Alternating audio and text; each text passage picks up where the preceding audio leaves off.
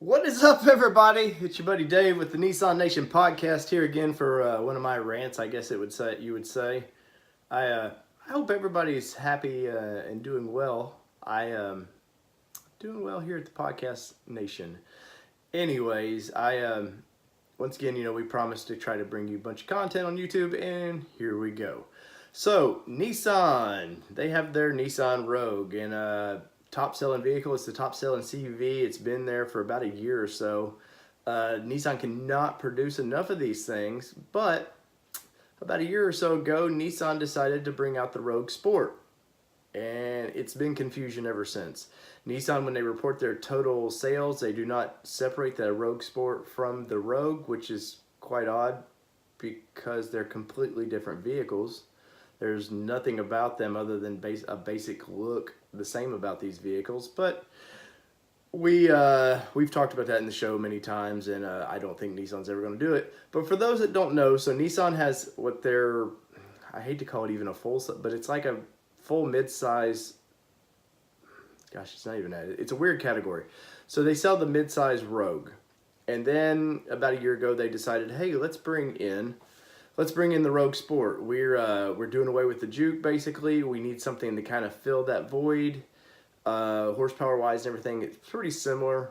It looks like the Rogue, which, on paper you go, well, it looks like the other one, so why wouldn't it sell? But we don't know if it's selling or not because Nissan will not split their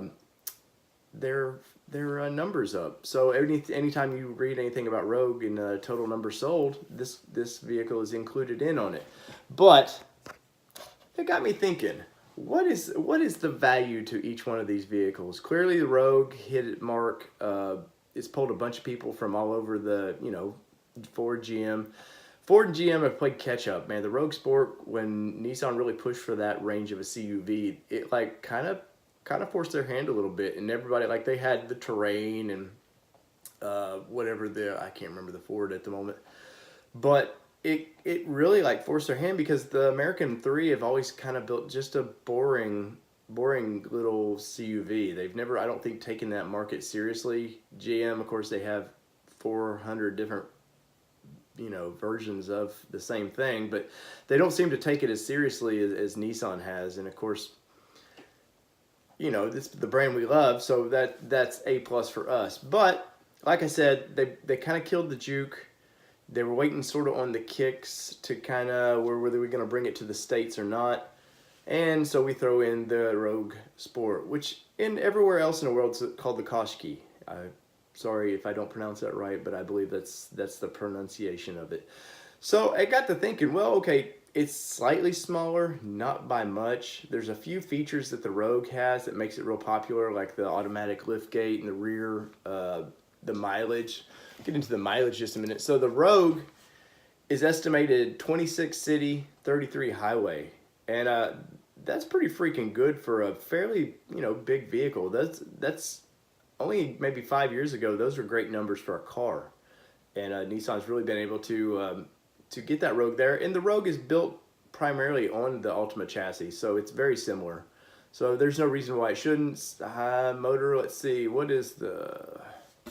Get into my next page here, if I can.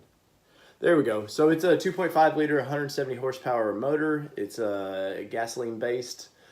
The Koshki is a 2 liter, 141 horsepower motor. So you're definitely getting, what is that, about 30 more horsepower for something that's only slightly smaller. Cargo volume, the Rogue Sport, or Koshki as I will call it, is 61.1 cubic feet, where the Rogue is 70 cubic feet. So that's quite a bit of difference. Now the really thing that kind of is strange to me. Rogue, we'll start with Rogue. Rogue has an MSRP of $24,962, and that's pretty, that's right where you would think a basic vehicle should be nowadays. And the Rogue Sport, or Koshki, is $22,240. So you're not looking at a big difference for the two vehicles. Now, I will say this: I've not test drove the Rogue Sport yet. I hope to go down to my buddies at Regal Nissan there in Atlanta and check a few of these out. I know well, I won't say I know. I've been told that they do not sell a ton. Dealers I've talked to, the Rogue Sport, they sell some, but it's not. It's not. I mean, it would not have taken the place of the Juke. And whether you like the Juke or not, I know that was either a hit or miss vehicle, and Nissan sold quite a few of them, and somehow made it into a GTR. You got to say big thumbs up to that. But this one, it's been hard to say, is the Juke Sport really a hit? Nissan gets complacent sometimes, which, as we all know, with the Frontier, seems to be detriment to the brand at times. I personally don't look for the Koshiki Rogue Sport to last maybe another year or two because they've not been real honest about sales. I mean, I think on one hand you go, okay, they've shoved the sales in to keep the Rogue. Much like Chevy and GM, if they just made one truck, it would probably sell as much or more than the F-150, but that's a GM issue. But so let's see. Let's also get into this a little bit more before I give up my rant. So with a Rogue Sport, like I said, $22,240. The all-wheel drive S version is $23,590. The SV is $24,040. And you're like, well, damn, you're getting into Rogue territory with that. Now, SVs are generally very, very premium, but let's compare that. So the S, once again, is $24,920 on the Nissan Rogue. The S all-wheel drive is $26,270, and the SV is $26,340. Now, personally, I don't think there's enough of the difference. Like, if you were looking at your total monthly payments, I don't think you're ever going to notice $2,000. I mean, end of the day, yeah, if you pay this vehicle off, yeah, you'll notice $2,000. But most people hold on to a car anywhere from 3 to 4 years anymore. So by year 3, you're ready to get rid of this one. And now Rogue is coming up on a refresh. So do you want the Rogue Sport at maybe $2,000 less, holding on to it for 3 to 4 years, or is it worth it to go on the all-out SV? I've seen sat in these Rogue the SVs. Amazing, man. My parents, who are huge GM people, I took them to Regal Nissan. We were looking at my son's Sentra. They fell in love, and if I will say wisdom didn't kick in, they would have been driving one home, man. They're a retired couple, and they have a really nice vehicle right now, so they don't need another one. But Holden tried, I will say that.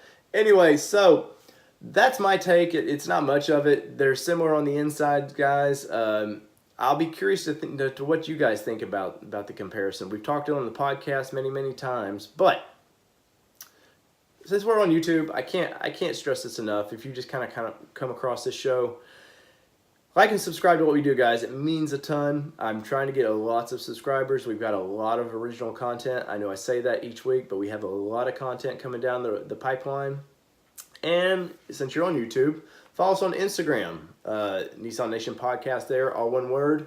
I try to do some original content there, some original rants that you won't see on YouTube. We try to do over there. And if you're on Facebook, and who is not on Facebook, go over to Facebook, Nissan Nation Podcast, find us there, or we're on the web at Nissan Podcast or Nissan Nation Podcast. And once again, guys, tell me what you think about the Rogue Sport.